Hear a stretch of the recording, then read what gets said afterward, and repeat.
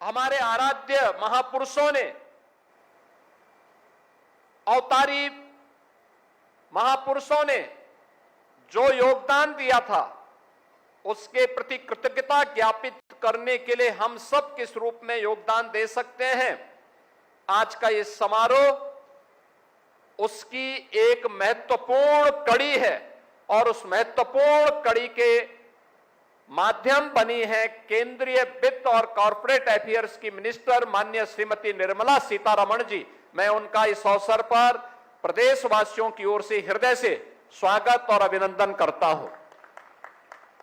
मैं इस अवसर पर उनका इसलिए भी अभिनंदन करता हूं कि अभी आदरणीय प्रधानमंत्री जी के मार्गदर्शन में उन्होंने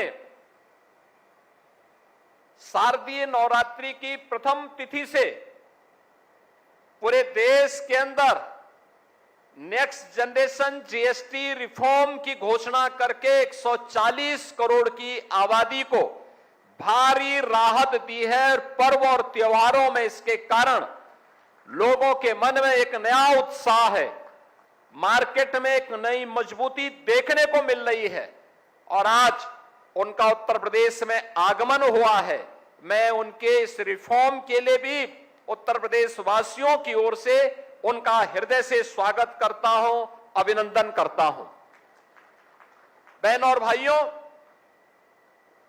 हमारे दक्षिण भारत के इन 3 पूज्य संतों के प्रतिमा को एक ऐसे पवित्र स्थल पर अनावरण करने का, उन मूर्तियों को स्थापित करने का सौभाग्य हमें प्राप्त हुआ है जो देवताओं के गुरु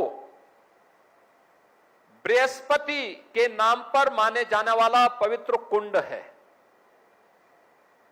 हर बृहस्पतिवार को यहां पर श्रद्धालु आकर के स्नान करता है और मार्गशीर्ष की शुक्ल पक्षमी की पंचमी को तो विशेष रूप से वहां पर एक आयोजन होता है।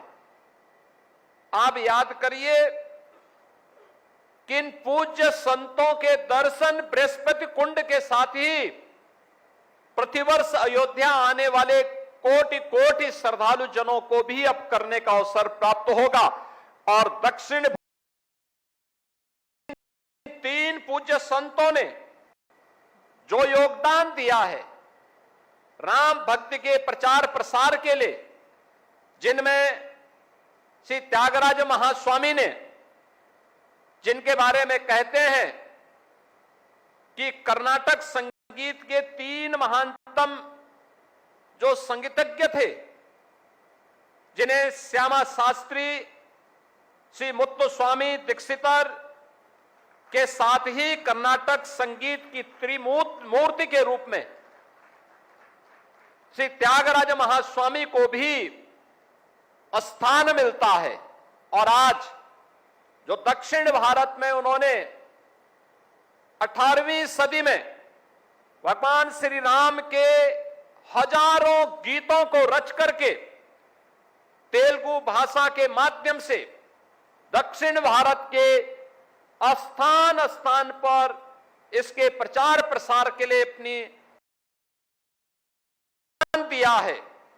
आज उनके प्रति कृतज्ञता ज्ञापित करने का अवसर हम सबको प्राप्त हुआ है। यह अवसर माननीय वित्त मंत्री जी के माध्यम से हमें प्राप्त हुआ है। मैं इसके लिए प्रभु श्री राम का भक्त होने के नाते यह हमारा दायित्व बनता है कि हम भगवान राम के उन सभी अनुयायियों को सम्मान दें जिन्होंने सम और विषम परिस्थितियों में भगवान राम की भक्ति को देश के कोने कोने तक पहुंचाया है, उनको सम्मान दें। आज यहां पर त्यागराज महास्वामी की इस प्रतिमा के माध्यम से सम्मान यहां पर उन्हें उपलब्ध किया जा रहा है।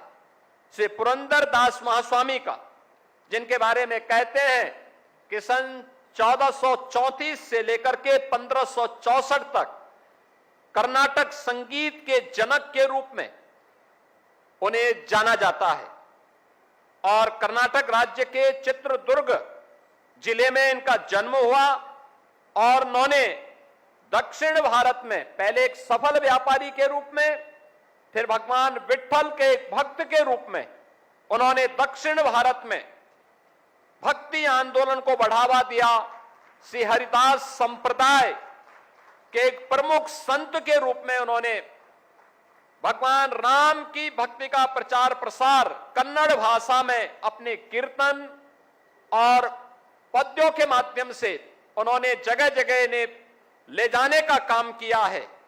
आज यद्यपि उनके बारे में कहते हैं कि उन्होंने लगभग 4,75,000 से अधिक भक्ति गीत और कीर्तन लिखे, जिनमें से आज भी 2,000 से अधिक कीर्तन और भक्ति पद्म गीत ऐसे हैं जिन्हें कन्नड़ भाषा में दक्षिण भारत में भगवान राम और विट्ठल भगवान की भक्ति के माध्यम से आज भी वहां की भक्ति के माध्यम से हमें जानने सुनने को प्राप्त होता है।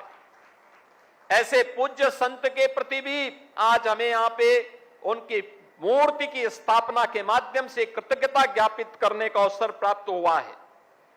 और पूज्य स्वामी अरुणाचल कवि महास्वामी की, जिनके बारे में जिनका कालखंड सन 1711 से लेकर के 1779 तक है, इन्हें कर्नाटक संगीत में विशेष स्थान प्राप्त हुआ है और तमिलनाडु के वालुकर नामक गांव में इनका जन्म होता है। प्रारंभ में संस्कृत और तमिल साहित्य के विद्वान थे और बाद में इन्होंने अपनी संगीत और भक्ति के माध्यम से इन्होंने रामायण पर आधारित प्रसिद्ध तमिल काव्य राम नाटकम लिखा और राम नाटकम के माध्यम से भक्ति गीतों, भगवान राम के गुण और उनके भक्ति के गीतों के माध्यम से संपूर्ण दक्षिण भारत में भगवान राम की भक्ति को आगे बढ़ाने का काम किया है। उनकी भी आज यहां पर प्रतिमा की स्थापना का कार्य और अनावरण का कार्यक्रम हुआ है। मैं इस अवसर पर कृतज्ञता ज्ञापित करने के लिए इन 3 पूज्य संतों के प्रति हमें आज कृतज्ञता ज्ञापित करने का अवसर प्राप्त हुआ है। और जब हम आज यहां पर एकत्र हैं तो आदरणीय प्रधानमंत्री जी की अनुकंपा से, उनकी प्रेरणा से अयोध्या धाम में हम लोगों ने इससे पहले यहां पर जगत गुरु रामानुजाचार्य की प्रतिमा की स्थापना का कार्यक्रम इसी अयोध्या धाम में संपन्न हुआ था। भगवान राम की सर्वाधिक भक्ति गीतों को गाने वाली लता मंगेशकर जी के नाम पर भी अयोध्या में एक चौक की स्थापना की है और लता मंगेशकर जी के गीतों के माध्यम से संपूर्ण भारत को जोड़ने का जो कार्य अयोध्या में उनके स्मारक के माध्यम से हुआ है। आज आप सभी राम जन्मभूमि मंदिर परिसर में उपस्थित हैं।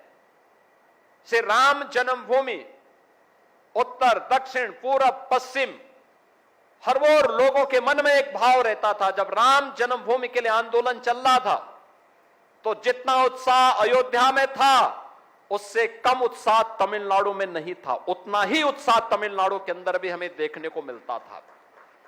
और मैं देखता था, उस समय हम लोग छोटे छोटे थे, हम लोग देखते थे जब राम जन्मभूमि आंदोलन में हम लोगों को आने का, जाने का हम लोग देखते थे। तमिलनाडु से, कर्नाटक से, आंध्र प्रदेश से, केरल से बड़ी संख्या में राम भक्त आकर के इस आंदोलन के, इस अभियान का हिस्सा बनते थे और एक ही उस समय नारा लगाते थे कि रामलला हम आएंगे, मंदिर वहीं बनाएंगे, मंदिर वहीं बनाएंगे का नारा लगता था। और उस समय लोग बोलते थे क्या मंदिर बन जाएगा?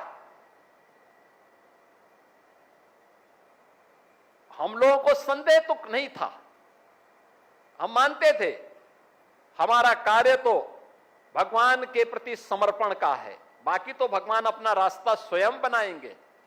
और देखो, देश के अंदर मोदी जी आए तो मोदी है तो मुमकिन है यह से राम जन्मभूमि पर भगवान राम के भव्य मंदिर के निर्माण के साथ आज देखने को मिलेगा। और मुझे प्रसन्नता है कि आज आप यहां पर आए हैं और कल आपको भगवान श्री रामलला के दर्शन करने का और इस नई अयोध्या को जो प्रधानमंत्री जी के विजन के अनुरूप बन रही है, इसे देखने का अवसर प्राप्त होगा। और आप जो उस समय इस आंदोलन के साथ जुड़े थे, अंतःकरण से प्रसन्नता की अनुभूति करेगा। और खासतौर पर भगवान राम ने पहला ज्योतिर्लिंग की स्थापना कहीं पे की थी, तो तमिलनाडु में भगवान राम ने श्री रामेश्वरम में सेतु बंध के निर्माण के समय की थी। और भगवान राम को अपना सबसे विश्वसनीय सखा कोई प्राप्त हुआ था, तो वह अगर कोई प्राप्त हुआ था दक्षिण भारत में, तो कृष्ण कंधा में हमारे आंजनेय पुत्र श्री हनुमान जी बजरंगबली प्राप्त हुए थे। आप कल आएंगे, हनुमानगढ़ी में भी दर्शन जरूर करिए, हनुमानगढ़ी भी जाइए। आप देखेंगे कितने ऊंचे टेले पर हनुमान जी हैं। और इसी के ठीक बगल में सुग्रीव किला भी है, सुग्रीव जी का भी किला यहां मौजूद है।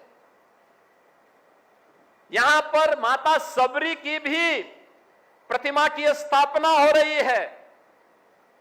और यहां पर निषाद राज को भी सम्मान दिया जा रहा है। निषाद राज जिन्होंने भगवान राम को वनवास में जाते समय सबसे पहले शरण देने के लिए उन्होंने ऑफर किया था।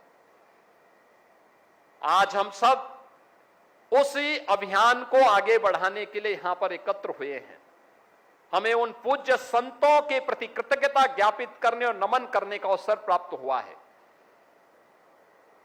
और दक्षिण भारत के हमारे पूज्य संतों ने सदैव से उत्तर दक्षिण को जोड़ने का काम किया। याद करिए, जगतगुरु शंकराचार्य केरल की धरती से निकले थे, उसी दक्षिण भारत से निकले थे। देश के 4 कोनों में उन्होंने 4 पीठ की स्थापना की थी। पूरे देश के अंदर उन्होंने वैदिक धर्म को पूरी मजबूती के साथ स्थापित करने का अपना योगदान दिया था। आज भी हर भारतवासी भगवान शंकराचार्य के प्रति पूरी कृतज्ञता ज्ञापित करता है। और आज जब हम राम जन्मभूमि में हैं, तो श्री राम जन्मभूमि में हम लोगों का जो दक्षिण दिशा का द्वार बन रहा है, द्वार नंबर 11, ये जगतगुरु शंकराचार्य द्वार के नाम पर जाना जाएगा।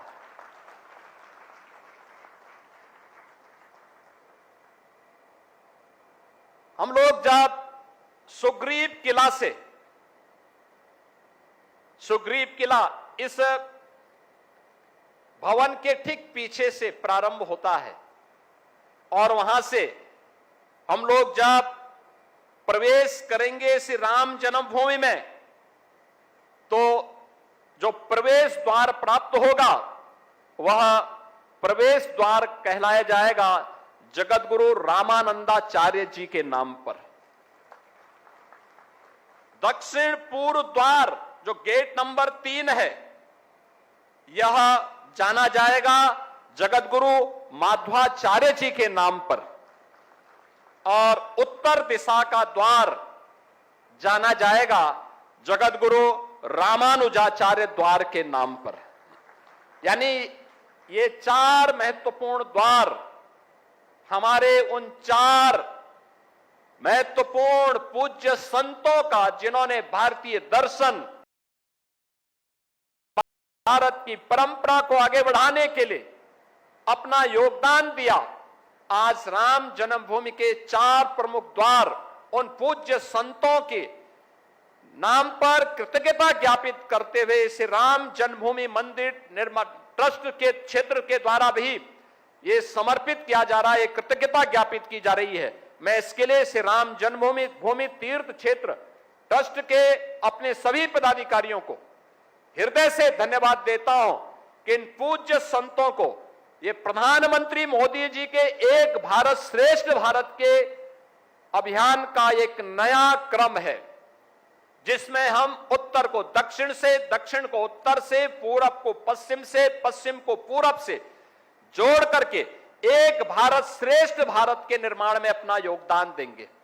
बहनों और भाइयों, आप सब जानते हैं, काशी में काशी विश्वनाथ धाम बनने के उपरांत प्रधानमंत्री जी ने काशी में काशी तमिल संगमम के कार्यक्रम को आगे बढ़ाया। काशी तमिल संगमम, संस्कृत और तमिल इन दोनों ऐसी भाषाएं हमारी हैं जो अत्यंत प्राचीन है, अत्यंत प्राचीन है।